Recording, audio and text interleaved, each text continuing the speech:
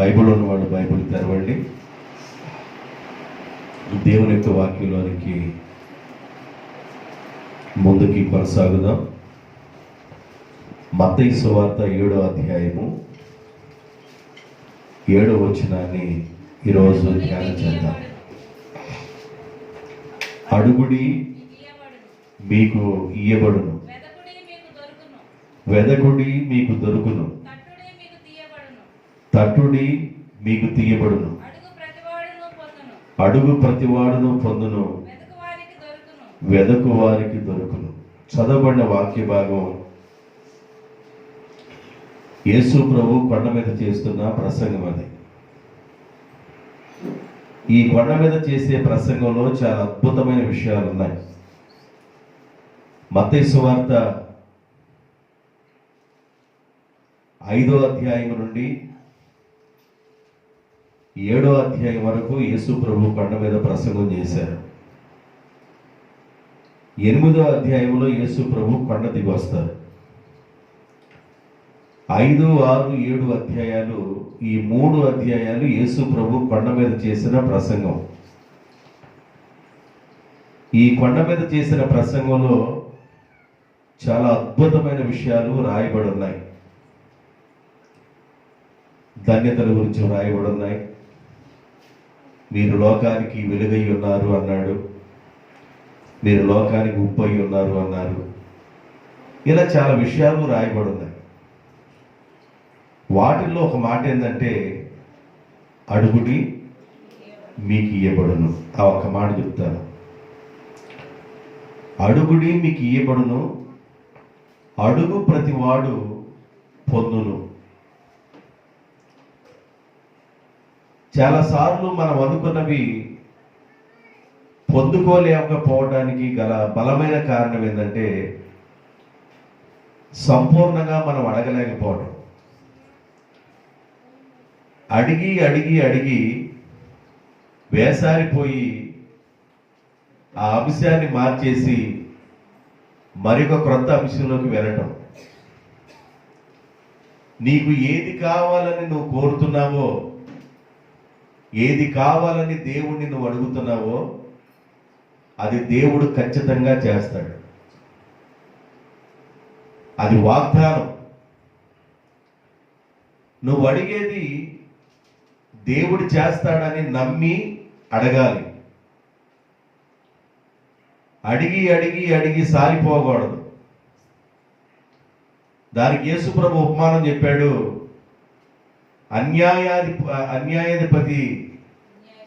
అన్యాయస్తుడైన న్యాయాధిపతి దగ్గరికి ఒక విధవరాలు వెళ్ళటం జరిగింది.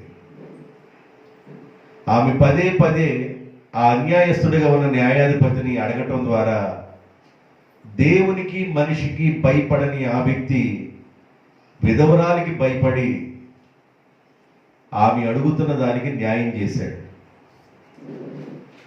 అన్యాయస్తుడిగా ఉన్న న్యాయాధిపతి ఒక విధవరాలికి భయపడ్డాడు. అతడు దేవునికి భయపడ్డు, మనుషులకి భయపడ్డు. ఈమె పదే పదే పదే పదే పదే అడగటం ద్వారా ఆ వ్యక్తికి న్యాయం చేశాడు అన్యాయస్తుడైన న్యాయాధిపతి. మనం ఆరాధించే దేవుడు అన్యాయస్తుడు కాదు. మనం ఆరాధించే దేవుడు న్యాయవంతుడు. ఎవరికి ఏ ఇవులు ఇవ్వాలో ఆయనకి బాగా తెలుసు. ఎప్పుడు ఎవరికి ఏది చేయాలో దేవునికి బాగా తెలుసు. కనుక మనం అడుగుతున్న దాన్ని మనం పొందుకునే అంతవరకు అడగాలి. అర్ధరాత్రి మెళుకు వచ్చిందా, అర్ధరాత్రి అడగాలి. ఉదయకాలం అడగాలి, సాయంకాలం అడగాలి. నీకు ఏ సమయంలో ఖాళీ ఉంది అని అనిపించిందో ఆ సమయంలో నువ్వు అనుకున్న దానిని పదే పదే పదే పదే పదే పదే దేవుణ్ణి అడుగుతూ గోజాడుతూనే ఉండాలి. ఎప్పుడైతే నువ్వు అడుగుతూ గోజాడుతూ ఉంటావో ఖచ్చితంగా దేవుడు ఆ విషయంలో నీకు సహకారిగా ఉంటాడు, సహాయం చేస్తాడు. అడిగే వ్యక్తులు ఎలా ఉండి అడగాలో బైబిల్లో ఒక 2 మాటలు చెప్తాను. ఆ తర్వాత పొందుకున్న వారి విషయాన్ని చెప్తాను. యోహాను సువార్త 15వ అధ్యాయము 7వ వచనం, నా యందు మీరును మీ యందు నా మాటలు నిలిచి ఉన్న ఎడల మీకు ఏది ఇష్టమో దానిని అడగండి, అది ఖచ్చితంగా మీకు అనుగ్రహించబడును. బైబిల్ ఏం చెబుతుందంటే నా యందు మీరుండాలి, మీ యందు నా మాటలు నిలిచి ఉండాలి. ఈరోజు శనివారం వాక్యం చెబుతున్నాను. రేపు వచ్చే శనివారం వరకు ఈరోజు చెప్పే వాక్యం కానీ నీ హృదయంలో కానీ నిలిచి ఉంటే 365 రోజుల్లో ఖచ్చితంగా నువ్వు విన్న వాక్యాలు నీ హృదయంలో కానీ దాయబడి ఉన్నట్లయితే ఆ వాక్యాలే వాగ్దానాలై నీ పట్ల నీ కుటుంబం పట్ల అవి నెరవేరుతాయి. చాలా మంది జీవితాల్లో వాక్యాన్ని వింటారు, విన్నదాన్ని అక్కడే దులుపుకొని వెళ్ళిపోతారు. వాక్యం మనిషికి గుర్తుండదు. అనవసరమైన చెత్త చెదారం మొత్తం గుర్తుండదు మనిషికి. అనవసరమైన విషయాలన్నీ మైండ్లో చెత్త చెదారంగా పేరుకుపోయి ఉంటుంది. అప్పుడప్పుడు చెత్త చెదారంగా పేరుకొని పోయి ఉన్న దానికి డాక్టర్ గారు అంటాడు, మోషన్స్ అవ్వడానికి మోషన్ బెడ్ వేసుకోండి, లోపల నుళ్ళు పురుగు సావడానికి ఆల్బెండ్ జోలు వేసుకోండి అంటాడు. అప్పుడు కడుపు క్లీన్ అవుద్ది, నువ్వు బాగా తినొచ్చు మంచిగా అని అంటాడు. కొంతమందికి మందం చేరింది, ఆత్మీయ మందం. ఆత్మీయ మందం చేరిన వారికి వాక్యం నిలబడదు. ఆత్మీయ మందం చేరిన వారికి వాక్యం గుర్తుండదు. అందువల్ల దేవుడు అంటాడు, మీరు అడుగుతున్నారు మంచిదే, మీరు ఎలా ఉండి అడగాలంటే నా యందు మీరు మీ యందు నా మాటలు నిలిచి ఉన్న ఎడల మీకు ఏది ఇష్టమో దాన్ని అడగండి, దాన్ని నేను ఖచ్చితంగా చేస్తాను. నేను అన్యాయస్తుడు కాదు. మీరు ఏది కావాలని అడుగుతున్నారో, ఏది కావాలని దేవుని దగ్గర రోధిస్తున్నారో, మీ సమస్య ఏమైందో, ఒకవేళ నీ కుమారుడి సమస్య, ఒకవేళ నీ కుమార్తె సమస్య, ఒకవేళ నీ ఇంటి సమస్య, ఒకవేళ నీకేదైనా సమస్య ఉందా, ఏదన్నా కుదరని రోగం ఏదన్నా ఉందా, ఆరోగ్యం బాగాలేదా, పరిస్థితులు బాగాలేదా, ఏ విషయంలో నువ్వు బాధపడుతున్నావో ఆ విషయంలో నువ్వు ఖచ్చితంగా దేవుణ్ణి అడగాలి. జాగ్రత్తగా వినండి. నా యందు మీరు మీ యందు నా మాటలు నిలిచి ఉండాలి. నా యందు మీరు మీ యందు నా మాటలు నిలిచి ఉండి మీకు ఏది ఇష్టమో దాన్ని అడగండి అన్నాడు. అడిగేటప్పుడు తీసుకోవలసిన జాగ్రత్తలు, బైక్ నడిపేవాడు తీసుకోవాల్సిన జాగ్రత్తలు. బైక్ నడుపుతూ వెళతా ఉన్నాం, రేజ్ ఇవ్వటమే తెలిసింది, గొంట్లు వచ్చినా కూడా బ్రేక్ వేయడం తెలియలా, ఆడెళ్ళి పడతాం. బైక్ నడిపేవాడు తీసుకోవాల్సిన జాగ్రత్తలు ఏవి అనగా, గొంటలు వచ్చినప్పుడే ఒక ముందుగానే బ్రేక్ వేసుకుంటే క్షేమంగా జారుతాం. గొంటలు వచ్చినా కూడా నువ్వు అలాగే రేంజించుకొని వెళితే ఆ గొంటలో దిగి ఆడ నుంచి ఎగిరి అవతల పడి ఆ తర్వాత బాగుంటే దులుపుకొని పైకి ఎక్కి బండి ఎక్కువతో, ఆ తర్వాత లేకపోతే కాలు ఎగిరింది కాబట్టి పొత్తూరు వెళ్తాం. నా యందు మీరు మీ యందు నా మాటలు నిలిచి ఉన్న ఎడల మీకు ఏది ఇష్టమో అడగండి. అడిగేటప్పుడు తీసుకోవలసిన మరి ఒక జాగ్రత్త ఏంటంటే 20వ అధ్యాయము 2వ దినవృత్తాంతాల గ్రంథం 3వ వచనం. 2వ దినవృత్తాంతాల గ్రంథం 20వ అధ్యాయము 3వ వచనం.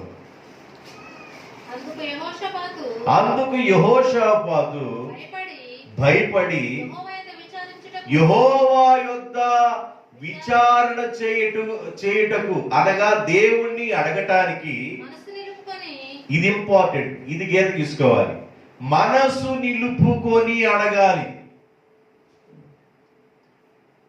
అడిగే వ్యక్తి ఎలా అడగాలంటే, నా యందు మీరు మీ యందు నా మాటలు నిలిచి ఉన్న ఎడల మీకు ఏది ఇష్టమో దాన్ని అడగండి.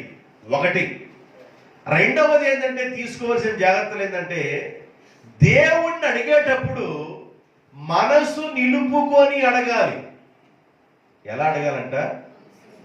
మనస్సు నిలుపుకొని అడగాలి. దేవానికి స్తోత్రం నాయనా, స్తోత్రమయ్యా, అయ్యా నా కుటుంబాన్ని దీవించు నాయనా, పంటలకు నాయనా వర్షం రావట్లేదు నాయనా, అయ్యా ఎంతకాలం డీజిల్ పెడతాము నాయనా, కరెంట్ ఏమన్నా సరి అయిన టైంలో ఉండలేదు నాయనా, డీజిల్ కొనటానికి మా ప్రాణం విలవిలవిల్లాడిపోతుంది నాయన, పంట వచ్చేది ఎంతో మాకు తెలియదు కానీ డీజిల్కి మాత్రం మామూలుగా అవుతలేదు నాయన, నెత్తినున్న ఇంటికి కూడా ఊడిపోయేటట్టున్నాయి ప్రభా ఈ సంవత్సరం తండ్రి అని అడుగుతా. స్తోత్రం స్తోత్రం స్తోత్రం అంట. అమ్మాయి పెద్ద అమ్మాయి అట్ల కాడ జాగ్రత్త తీసుకుందా, అట్టు తిరగవే, స్తోత్రం స్తోత్రం స్తోత్రం ప్రభా, స్తోత్రం ప్రభా, స్తోత్రం ప్రభా, అటు మారుతుందా తిరగేవా నువ్వా, స్తోత్రం నాయన, స్తోత్రం నాయన తండ్రి, యేసయ్య ప్రభా నీకు వందనాలు తండ్రి అని అడుగుతాం.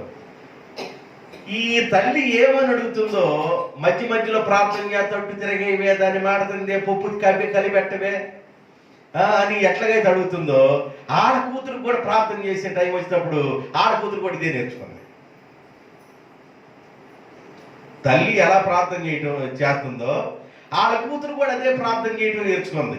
ఆమె కూడా పెద్ద వయసు అయిన తర్వాత ఈమె ఎట్టగైతే అడుగుతుందో ఆమె కూడా అట్టగా అడుగుతుంది. ఈ కుటుంబం అంతా ఒక చర్చికి వెళ్ళడం అలవాటు అయ్యారు. ఏ కుటుంబం అంతా? ఈ మధ్య మధ్యలో గ్యాపులు ఇచ్చి అడుగుతూ ఉంటారే వీళ్ళందరూ. ఈ కుటుంబం అంతా ఒక చర్చికి వెళ్ళడం అలవాటు అయ్యి వాళ్ళు కూడా బాగా ప్రార్థన చేస్తారు. తండ్రి స్తోత్రం స్తోత్రం, ఈ చీర ఎంత కొన్నావే, విజయవాడలో కొన్నా, ఎంత బాగుంది, స్తోత్రం నాయన, స్తోత్రం 2000, స్తోత్రం నాయన, స్తోత్రం నాయన. ఇది మొత్తం చర్చి మొత్తానికి అతుక్కుపోయింది. ఈ ఒక కుటుంబానికి పట్టిన పీడ చర్చి మొత్తానికి అతుక్కుపోయి చర్చిలో వాళ్ళందరూ ప్రార్థన చేస్తారు, స్తోత్రం ప్రభా, స్తోత్రం ప్రభా, వందనాలు తండ్రి, వందనాలు తండ్రి అని కాళ్ళాడు మాట్లాడుకుంటే మరి వందనాలు తండ్రి స్తోత్రాలు అంటున్నారు. ఈ అభిషేకం ఒకరికి పట్టిన ఈ కంపు అభిషేకం సంఘానికి పట్టించారు. అడిగేటప్పుడంట ఎలాగ అడగాలంటే మనసు నిలుపుకొని అడగాలి. ఎలా అడగాలి? మనసును నిలుపుకొని అడగాలి. మన మనస్సును నిలుపుకొని అడగటం చాలా ప్రాముఖ్యమైనది. బైబిల్ చెబుతుంది, ఒక రాజు పట్టణాన్ని పట్టగలడు కానీ తన మనసును స్వాధీనం చేసుకోలేడు. ఒక రాజు పట్టణాన్ని పట్టగలడు, దేశాన్ని నడిపించగలడు. 2000 రూపాయలు రద్దు అన్నాడు. రద్దు అవుతుంది, రద్దు అయిందా? మారుతుంది. ఇప్పుడు 2000 ఎవరి దగ్గర ఉన్నాయా? 2000 కాగితాలు ఎవరి దగ్గర ఉన్నాయా? ఉంటే ఏరు జరకాయలు కట్టుకోవటమే, పొట్లం చుట్టుకొని ఏరు జరకాయలు వేసుకోవటమే. 10 రూపాయలు ఏరు జరకాయలు వేసుకుంటే 2000 కాగితాలు సరిపోతాయి. 1000 రూపాయలు రద్దు అన్నాడు, 1000 రూపాయలు కనబడతల్లా. 2000 రద్దు అన్నాడు, అది కనబడతల్లా. ఇక 10,000 నోటు వేస్తాడేమో. ఒక్కసారి 10,000 నోటు, 1,00,000 రూపాయలు, రూపాయి బిళ్ళ మీద 1,00,000 రూపాయలు వేసి, రూపాయి బిళ్ళ కంటే కొద్ది పెద్ద చేసి 1,00,000 రూపాయలని వేస్తాడు.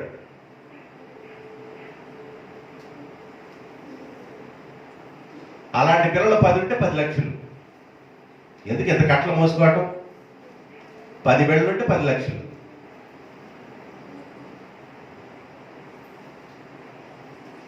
ఒక రాజు తన రాజ్యంలో ఏదైనా కమాండ్ చేయగలడు, నడిపించగలడు కానీ రాజుగారి మనసు రాజుగారి మాట వినదు. ఒక రాజు పట్టణాన్ని పట్టగలడు కానీ తన మనసును స్వాధీనం చేసుకోలేడు.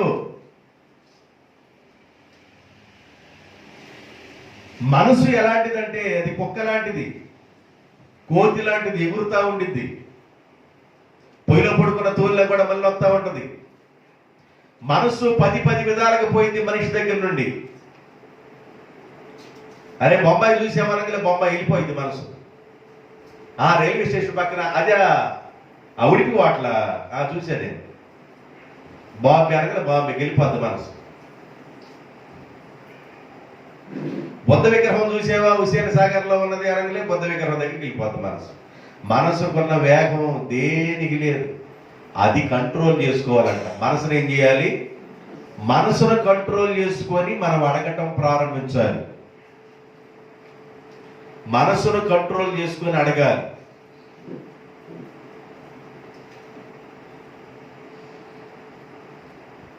నాటేస్తా ఉన్నాం, కరెంటు మోటార్ పెట్టి నాటేస్తా ఉన్నాం. సగం తడిసిన తర్వాత కరెంటు పోయింది. అప్పుడు మనసు స్టాండర్డ్ చేసుకుంటాం.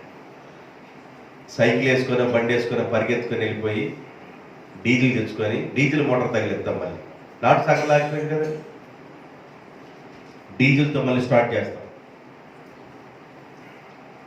అందులో ఒక మెట్టకొడపాల్లో ఉన్న వాళ్ళు ఆళ్ళు లాగేసేయంగా మనకేమన్నా జాలు కూడా లేకుండా ఆగిపోయింది. కింద జాలు కూడా లేదు. ఇక శివయ్య గారు పైన మొత్తం లాగేశాడు. ఎంపీటీ సీన్ గారు శివయ్య గారు బాగా ఆడిచ్చేసారు. కిందకి జాలు లేవు, నీళ్లు. చేసేది ఏముంది? చేయగలిగేది ఏం లేదు.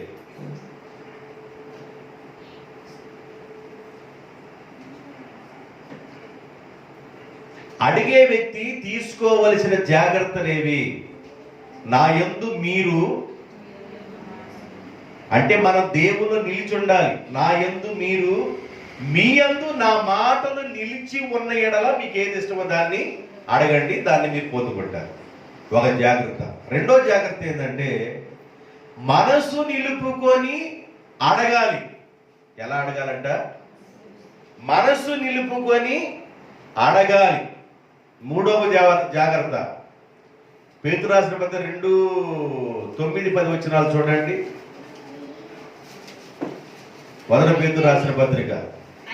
జీవమును ప్రేమించి మంచి దినమును చూడగోరు వారు చెడ్డ మాటల పలకుండా తన నాలుకను కాపాడుకొనవలెను అనే పదాన్ని చదవాలి. మొదటి పేతురు రాకపోతే రెండో పేతురు చెప్పండి. ఇవన్నీ ఆడే కూర్చొని తిరగేయాల్సింది అవసరం. జీవమును ప్రేమించి మంచి దినమును చూడగోరు వారు చెడ్డ మాటలు పలకకుండా తమ నాలుకను కాపాడుకొనవలెను.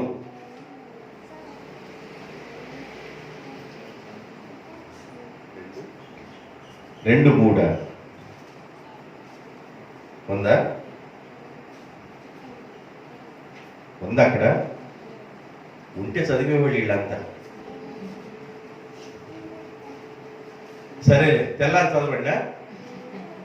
జీవమును ప్రేమించి మంచి దినమును చూడగోరు వారు చెడ్డ మాటలు పలకకుండా తన నాలుకను కాపాడుకొనవలెను. అంటే అడిగేవాళ్ళు తీసుకోవలసిన జాగ్రత్తలేవి? ఒకటి, మన నాలుకను కాపాడుకొనవలెను. కనబడిందమ్మా? 3:10 అన్నప్పుడు 3:10లోకి వెళ్ళండి. జీవమును ప్రేమించి మంచి దినమును చూడగోరు వారు చెడ్డదానిని పలకకుండా తమ నాలుకను, కపటపు మాటలు చెప్పకుండా తమ పెదవులను కాచుకొనవలెను. రైట్. ఇప్పుడు ఎన్ని విషయాలు చెప్పాను? 3 విషయాలు చెప్పాను. అడుగుడి మీకు ఇవ్వబడును, అడుగు ప్రతివాడు పొందును. ప్రభువా అడుగుడి ఇవ్వబడును, అడుగువాడు ప్రతివాడు పొందునని చెప్పే కాబట్టి నేను అడుగుతున్నాను ప్రభు అంటే నువ్వు పొందుకోలేకపోవడానికి రీజన్స్ చాలా ఉంటాయి. అడిగేవాడు ఎలా అడగాలి? నా యందు మీరు, మీ యందు నా మాటలు నిలబడి ఎళ్ళ మీకేది ఇష్టమో దాన్ని అడగండి. నెంబర్ 1. నెంబర్ 2 ఏంటంటే మనసు నిలుపుకొని దేవుణ్ణి అడగాలి. నెంబర్ 3, జీవమును ప్రేమించి మంచి దినాలు చూడాలనుకున్న వాళ్ళు, రాబోతున్న దినాల్లో ఆశీర్వాదకరంగా మేము ఉండాలనుకున్న వాళ్ళు చెడ్డ మాటలు పలకకుండా, కపటపు మాటలు పెదవులతో చెప్పకుండా నాలుగుని పెదవుల్ని కాపాడుకొనవలెను. 3 విషయాలు చెప్పాను. చాలా రీజన్స్ ఉన్నాయి. 3 రీజన్స్ గుర్తుపెట్టుకోండి. 1, నాలుగుని పెదవుల్ని కాపాడుకొని, 2వది మనస్సు నిలుపుకొని, 3 ఆయన యందు మన యందు ఆయన మాటలు నిలిచి ఉండి మనం అడగాలి. అప్పుడు అడిగేవి ఖచ్చితంగా మనము పొందుతాము. దేవునికి స్తోత్రం. యోహాను సువార్త 16వ అధ్యాయం 24వ వచనం. యోహాను సువార్త 16వ అధ్యాయం 24వ వచనం. ఇదివరకు మీరు ఏమీయూ నా పేరట అడగలేదు, మీ సంతోషము పరిపూర్ణమగునట్లు అడుగుడి, అది మీకు దొరుకును. ఇదివరకు మీరు నా పేరట మీరు నన్నేం అడగలా, ఇప్పుడు మీరు అడగండి. మీ సంతోషము పరిపూర్ణమయ్యేటట్లుగా నన్ను అడగండి, అది మీకు దొరుకుతుంది. మీ సంతోషం పరిపూర్ణం కావాలంటే నన్ను అడగండి, అది మీకు దొరుకుతుంది అన్నాడు. అట్లా దొరికిన వారు బైబిల్లో చాలా మంది కనబడతారు. ఒకళ్ళు ఇద్దరు ముగ్గురు గురించి చూపించి నేను వాక్యాన్ని ముగించాలని అనుకుంటున్నాను. దేవుని బిడ్డలారా, మరలా వాక్యాన్ని గుర్తు చేస్తున్నాను. అడుగుడి మీకు ఇవ్వబడును, అడుగు ప్రతివాడు పొందును. ఎలా అడగాలి? అడిగేటప్పుడు తీసుకోవాల్సిన జాగ్రత్తలు ఏంటంటే, నా యందు మీరు మీ యందు నా మాటలు నిలిచి ఉన్న ఎడల మీరు అడగండి, అది మీకు దొరుకుతుంది. రెండవది, మనస్సు నిలుపుకొని అడగండి, అది మీకు దొరుకుతుంది. పెదవులను నాలుకను కాపాడుకొని అడగండి, అది మీకు దొరుకుతుంది. రైట్, ఎంతవరకు మీకు అర్థమైంది అనుకుంటున్నాను. ఎంతవరకు మీకు అర్థం కావాలి. ఎంత క్లియర్గా చెప్పిన అర్థం కాకపోతే మీ బుర్రలో మెదడు కాదు మట్టి ఉందని అర్థం. కాబట్టి ఇంతవరకు మీకు అర్థమైంది అనుకుంటున్నాను. ఆది కాండము 32వ అధ్యాయము 24 నుండి చదువుదాం. ఆది కాండం 32వ అధ్యాయం 24 నుండి. యాకోబు ఒక్కడే ఆ రాత్రి వేళ ఎబ్బేకు రేవు దగ్గర మిగిలిపోయెను. ఒక నరుడు తెల్లవారు వరకు ఆ వ్యక్తితో పెనుగులాడెను. తాను అతన్ని గెలవకుండా చూచి తొడగూటి మీద కొట్టెను. యాకోబుని తొడగూటి మీద కొట్టెను. అప్పుడు ఆయన అనగా యాకోబు దేవునితో పెనుగులాడుట వలన తొడగూడు వసిలెను. తెల్లవారుచున్నది గనుక నన్ను పోనివ్వమని అడగగా అతడు, నీవు నన్ను ఆశీర్వదించితేనే గాని నిన్ను నేను వదలను. అప్పుడు దేవుడు నీ పేరేమని అడగగా అతడు యాకోబు అని చెప్పెను. అప్పుడు దేవుడు, నీవు దేవునితోనూ మనుషులతోనూ పోరాడి గెలిచితివి గనుక ఇక మీదట నీ పేరు యాకోబు అనబడదు, ఇక మీదట నీ పేరు ఇజ్రాయేలు అనబడును. అప్పుడు ఆయన అందుకాయన నీవెందు నిమిత్తము నా పేరును అడుగుచున్నావు అని చెప్పి అతనిని ఆశీర్వదించెను. ఆగండి. యాకోబు వాళ్ళ మామగారింటి దగ్గర నుంచి బయలుదేరి వస్తున్నాడు. చాలా భయముతో వస్తున్నాడు. చాలా భయముతో ఆందోళనతో వస్తున్నాడు. 20 సంవత్సరాల క్రితం మా అన్న ఏసావు నన్ను చంపుతానన్నాడు. అతను వేటాడటంలో బహు నేర్పరి. అతడు అడవిలో జంతువులు వేటాడుతూ ఉంటాడు. ఏదో ఒక బాణం తీసుకుని నన్ను కొడితే నేను చచ్చిపోతాను. కాబట్టి వేటాడటం మా అన్న నేర్పరి కనుక, కాబట్టి మా అన్నకి నా మీద ఉన్న కోపం పోవాలి. రెండోది, దేవాన్ని ఆశీర్వాదం కలగాలని ఎబ్బేకు రేవు దగ్గర కూర్చొని ఒక్కడే ఒక రాత్రంతా పోరాడుతూ ఉన్నాడు. దేవుని బిడ్డారా, ఒక విశ్వాసి దేవునితో ఒక రాత్రంతా ప్రభు పాదం దగ్గర గడిపే అనుభవానికి వెళ్ళాలి. తినటం పడుకోవడం అనేది మామూలే. ఒక రాత్రి ప్రభుతో గడపడం నేర్చుకోవాలి. నీది ఏమి కావాలని అడుగుతున్నావో దాన్ని పొందుకున్నట్లుగా ఫీల్ అయ్యి, అది నిజంగా అనుభవిస్తున్నట్లుగా ఫీల్ అయ్యి నువ్వు అడుగుతూ సంతోషంగా దేవుని పాదాల దగ్గర అడుగుతూ ఉండాలా. ఈ దేవుని మందిరం కట్టేటప్పుడు ఫస్ట్ ఇటుక రాయి వచ్చింది.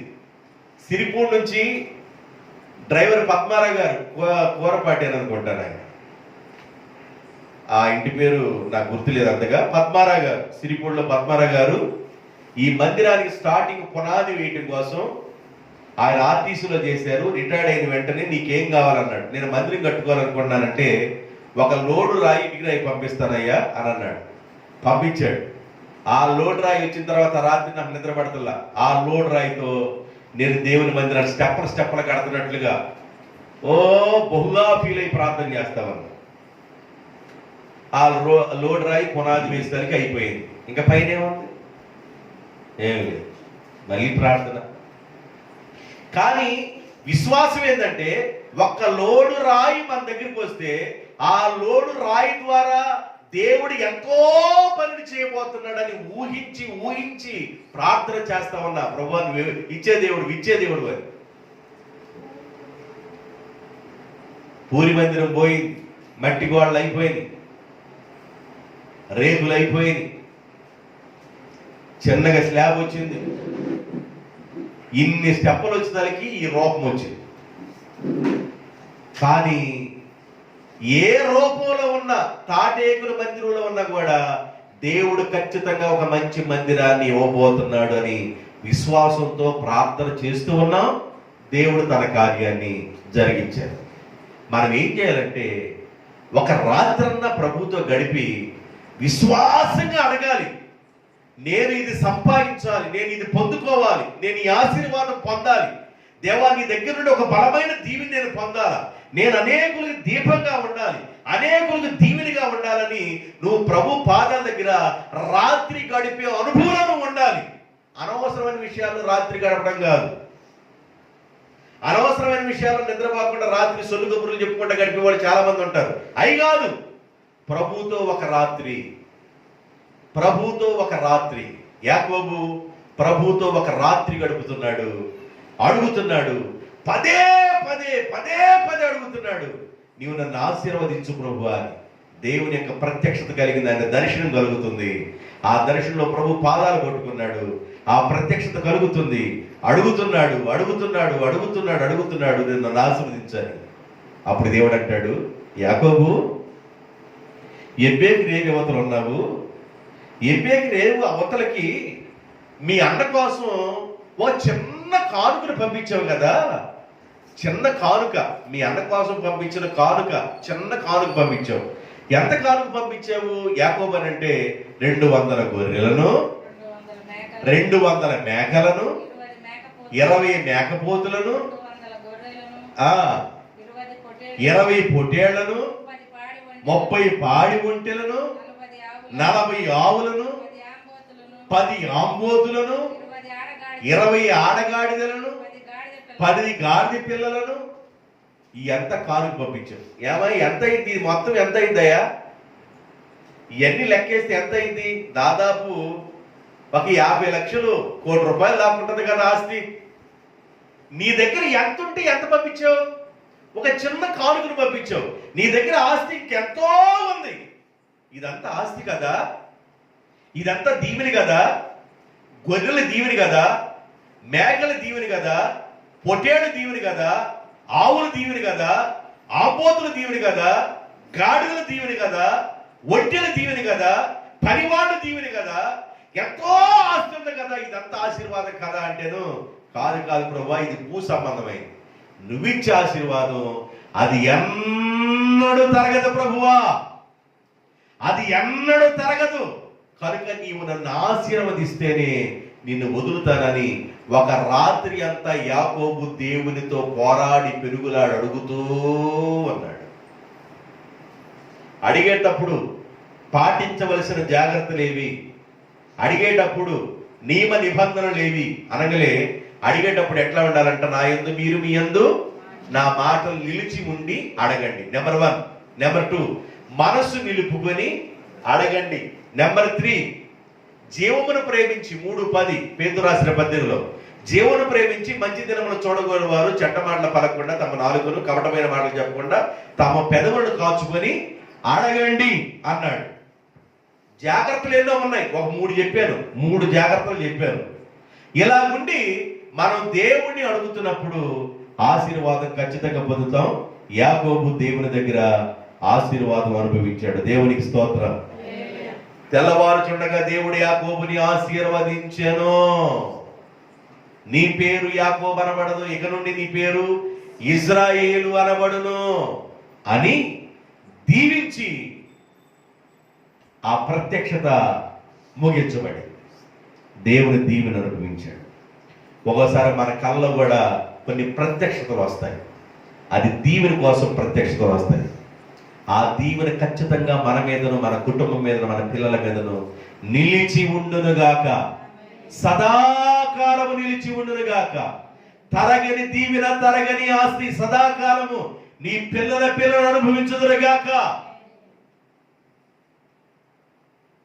ఒకసారి దేవుడు వచ్చి అమ్మ ఇదిగో కొండ తీసుకో అనడో. ప్రత్యక్షత కలుగుతాయి, దర్శనాలు కలుగుతాయి, కళలు కలుగుతాయి. కళల ద్వారా, దర్శనాల ద్వారా, ప్రత్యక్షల ద్వారా దేవుడు ఆశీర్వదిస్తాడు. ఏసేపుకి ఇచ్చింది కళే కదా, నా పన్నెల పడింది. గొప్ప ప్రత్యక్షత అది. కళ యేసేపు జీవితాన్ని మార్చేసింది. నీ జీవితంలో కూడా కళ్ళు వస్తున్నాయి, ఏమో ఆంబోతులు వచ్చినట్లుగా, నిన్ను కుంబాయి పోట్లు పడుతున్నట్టుగా. కొంతమంది కళ్ళు వస్తాయి, పడుకున్న దగ్గర నుంచి ఆంబోతులు వచ్చి కుంబాయి పోట్లు పడుతున్నట్టుగా. దెయ్యాలు నీ చుట్టూ ఉన్నాయని దాని అర్థం. బరిగొడు వచ్చి నేను తరుగుతున్నట్లుగా వస్తుంటే దెయ్యాలు నీ చుట్టూ ఉన్నాయని అర్థం. పాములు వచ్చి నేను తరుగుతున్నట్టుంటే దెయ్యాలు నీ చుట్టూ ఉన్నాయని అర్థం. ఈ మాటలు చెప్పగలండి. కళ్ళొత్తి నాకు చెప్పాకండి. ఎప్పుడన్నా బలమైన కళ్ళొత్తి అప్పుడు చెప్పండి. అయ్యా పాలు పోసినట్లుగాను నెయ్యి దిగజారినట్టుగాను కళ్ళొత్తి అప్పుడు చెప్పండి. నేను చెప్పాను ఇప్పుడు, అయ్యా పాములు వస్తే దెయ్యాలు ఉన్నాయి, వామ్మో ఈ దెయ్యాలు ఉన్నాయి అంటాడు పాస్టర్ గారు. లేకపోతే పాములు వచ్చింది మనకు చెప్పాలా? నీ దగ్గర పాములు వస్తాయని నాకు తెలుసు.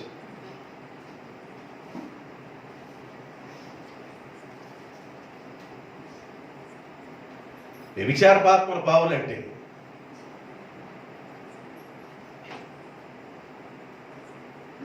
బరిగొడ్డు వచ్చినాయి అంటే అది ఒక సైతాను శక్తులు. అవి ఆంబోతులు వచ్చి కుంబాయి పడిపడుతున్నాయి అంటే అది ఒక శక్తులు.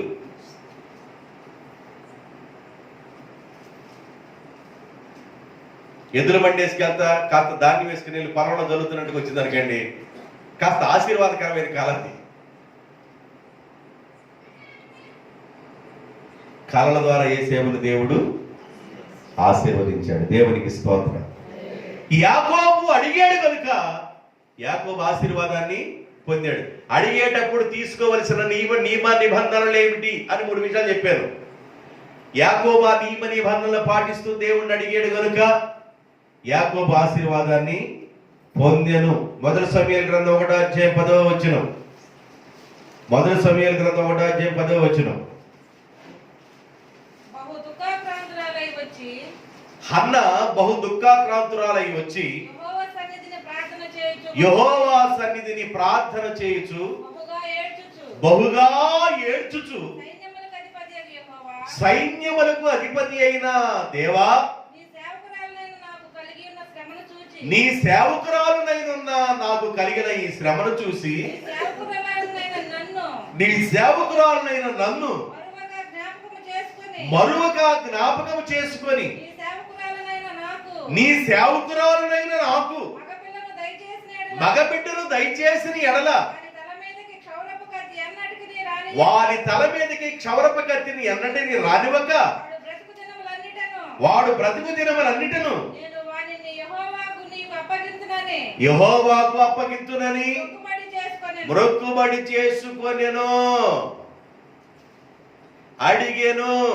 అడిగిన విధంగా హన్న ఏం చేసింది? బిడ్డని పొందుకుంది. మగబిడ్డను దయచేసిన ఎడల క్లియర్గా అడిగింది, ప్రభువా నాకు మగబిడ్డ కావాలి.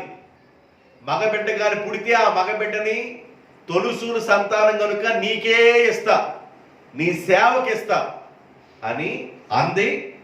మగబిడ్డని సేవకు తీసుకొచ్చి ఇవ్వటం ప్రారంభించింది.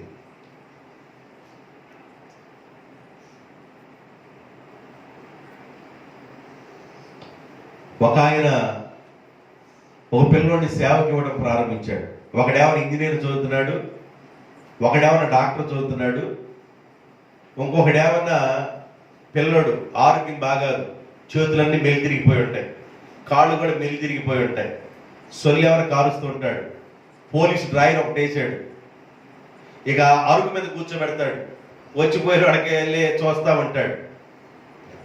వాళ్ళ నాన్న ఏం చేశాడంటే డాక్టర్ని కానీ ఇంజనీర్ని కానీ సేవకి ఇవ్వకుండా, అయ్యా మా అబ్బాయిని సేవకి ఇవ్వాలనుకున్నాను, ఈ పిల్లోడు దేవుడికే అన్నాడు. ఎవరిని? సొల్లు గారుచుకుంటున్న పిల్లోడిని సేవకి ఇచ్చాడండి. ఇక ఆ సేవకుడు తీసుకెళ్ళిపోయి ఆడు సొల్లు తుడుతా, శుభ్రంగా ఆడి పెదాలు మూతులు పొద్దాలు తుడుస్తా, ఆడు సొల్లునంతా తుడుతా, ఇక ఆడి సేవ చేయాలి, దేవుడి సేవ కాకుండా. దేవుడి సేవకి నాణ్యమైన పిల్లల్ని దేవుడి కోసం ఇవ్వాలి. దేవునికి స్తోత్రం, హల్లెలూయా. దేవుని సేవకి నాణ్యమైన పిల్లల్ని ఇవ్వాలి. నేను ఈ మాట చెప్పేటప్పుడల్లా నాకు ఒక కోడి గుర్తొచ్చింది. నాకు ఎవరో ఇచ్చారు, నాకు అర్థం కావట్లా. దాని భుజం మీద కొట్టేదానికి ఒంటి కుప్పినట్టు ఉప్పింది. అది కోడి ఎట్టాగుండి ఒంటి లేచినట్లు లేచి ఎట్టాగుంది, అది చూస్తుంటే ఒంటిలాగే ఉంది. దాన్ని తీసుకొచ్చి ఇదే సేవ కోసం అని ఇచ్చారు. నాకు చిన్నమైంది దెబ్బ తిరిగిపోయింది. నాకు వాళ్ళు గుర్తున్నారులే చెప్పనులే అంటే అమాయకుండా నేను 3వ తరగతిని గుర్తుంటే నాకు అని నిన్న మనిషి కూడా గుర్తున్నాడు నాకు 10 సంవత్సరాల క్రితం ఇచ్చి చెప్పనైనా తెలుసు నాకు. అందుకని మీరు చేసేటప్పుడు మంచి చేయండి, మేలిమేనివి దేవుని కొరకు ఇవ్వడం నేర్చుకోండి. దేవునికి స్తోత్ర. అప్పుడప్పుడు తెలియనట్టు మాట్లాడుతుంటాను, ఎందుకంటే గబాలు అంటే తుసు గాలిపోద్దని అన్నం.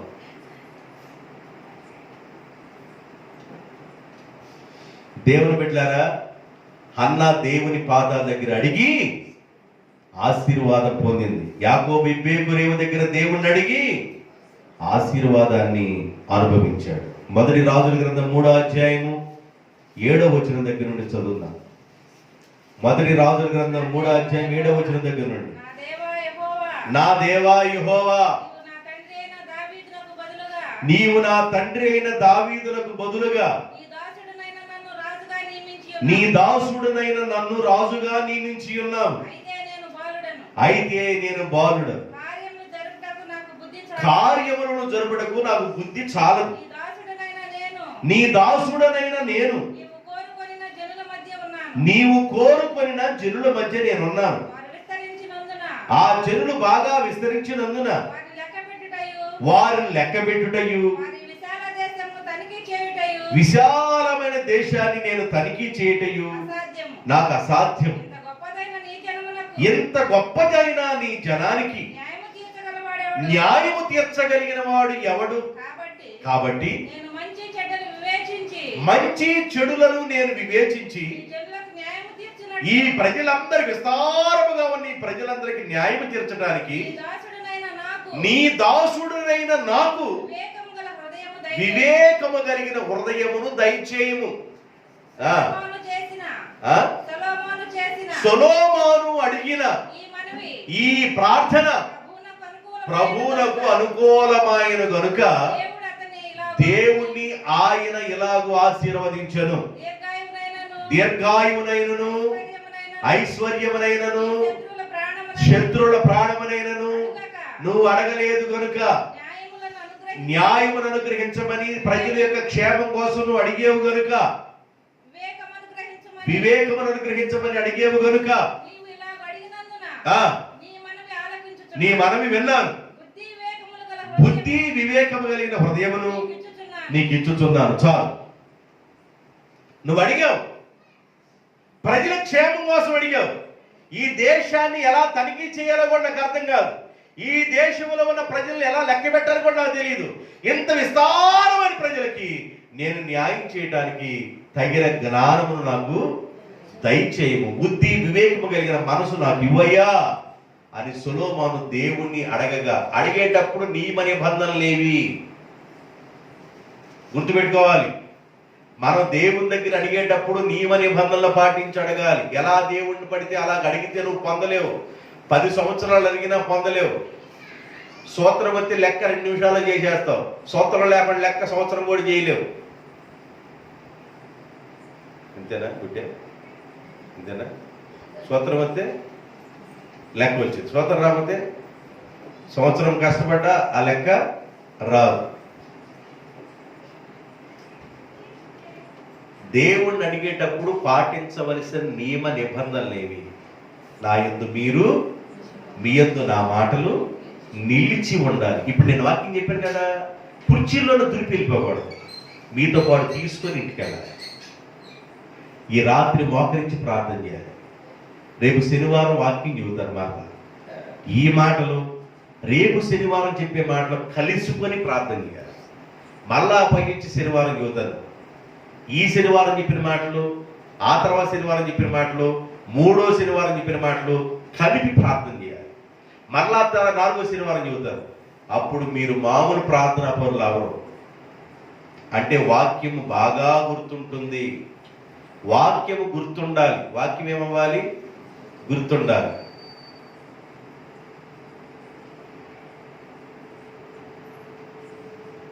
నా ఊర్లో అబ్రాహ్మణ్ ఉన్నాడు, పాపం చనిపోయాడు. నాకంటే 3 సంవత్సరాలు సీనియర్. అతను 3-4 సంవత్సరాలు సీనియర్. ఆయన ఇంగ్లీష్ ఎలా రాస్తాడంటే, ఆయన స్పెల్లింగ్ ఏంది ఆయనకి? ఆయన స్పెల్లింగ్ ఏంది? ఆయన నేను స్పెల్లింగ్ చెప్పండి. ఎన్ఏ, నేను ఎన్ఈ ఇలా రాస్తాడు. ఇలా 10 పేపర్లు రాస్తాడు. ఆ మేడం గారు చూసి, ఇంగ్లీషు చూసి ఆమెకి చిన్న మైండ్ దెబ్బతినిపోయి ఈ పేపర్ ఎవరిదని పిలిచింది. ఆయన పేరు అబ్రహాం. పిలిచి నిలబెట్టి, ఆ అబ్రహాం లింకన్ గారికి నేను ఇది షేక్స్పియర్ అని పిలిపిస్తున్నాను, ఈయన తర్వాత ఇంగ్లీష్ ఎవరైనా రాయగలరు. 10 పేపర్లు, ఒక ప్రశ్నే 10 పేపర్లు రాశాడంటే ట్రాన్స్లేషన్ మామూలు లేదు ఎవరు అని. ఇంగ్లీష్ ఒక్క మొక్క లేదు దాంట్లో, ఇంగ్లీష్ పేపర్ అది. అలా అంటాడు. ఆయన ఇంగ్లీష్ ఎలా ఉండిద్దంటే, మిషన్ దగ్గర గొడ్డలు ఇచ్చాడు. ఆ మిషన్ ఆయన దగ్గరికి వెళ్ళాడు గొడ్డలు తెచ్చుకుందామని. ఆ మిషన్ కుట్టే ఆయన పక్కనే ఒక ఒడ్డు బస్తా ఉంది. ఎలికి ప్రతిరోజు వచ్చి తినేళ్తుందంట. ఎలికి మీద కోపం వచ్చింది ఆయనకి. ఎట్లా కొట్టాలి అర్థం కావట్లా. ఒకరోజు బాగా కొట్టి ఆ గోతంలోకి చిన్నగా ప్రవేశిందంట. వెళ్ళిన దాకా మిషన్ కొడతా చూస్తా ఉన్నాడు. మూలలో ఉన్న కావిడి బద్ద కర్ర పెద్దది ఒకటి తీసుకొని కొడతాం. ఆ కొట్టే సమయానికి షేక్స్పియర్ గారు, అబ్రహం గారు వచ్చారు అక్కడికి. కొట్టిన వెంటనే ఎలికి ఏమైనా పారిపోయింది, గోతం ఏమైనా పగిలిపోయింది. ఆయన అంటాడు, ద ర్యాట్ ఈస్ రన్, గోతం ఈజ్ ఎ డైట్ అన్నాడు. ఆయన ఇంగ్లీష్ అలాగుంది. ఎలికి పారిపోయింది, గోతం పగిలిపోయింది అన్నాడు. చచ్చిపోయింది అన్నాడు. ఆయన ఇంగ్లీష్ అలాగుంటుంది. శాలింతో పాటు చదువుకున్న వాళ్ళు కర్లపల్లి ఒక అతను ఉన్నాడు. మరి సెంటర్కి వెళ్ళి వస్తాను అని అండి చెప్పరా ఇంగ్లీష్లో ఏమంటారు? Centre go come. సెంటర్కి వెళ్ళి రావటం కోసం ఏదిరా ఇంగ్లీష్లో ఏమంటారు చెప్పురా.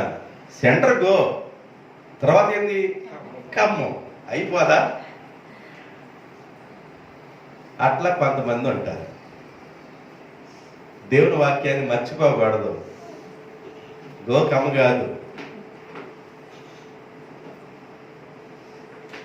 అడిగేటప్పుడు పాటించవలసిన నియమ నిబంధనలు ఏంది? నెంబర్ 1, నా యందు మీరు మీ యందు నా మాటలు నిలిచి ఉన్న ఎడల ఏది మీకు ఇష్టమో దాన్ని అడగండి. నెంబర్ 1. నెంబర్ 2, మనసు నిలుపుకొని అడగండి. నెంబర్ 2. నెంబర్ 3,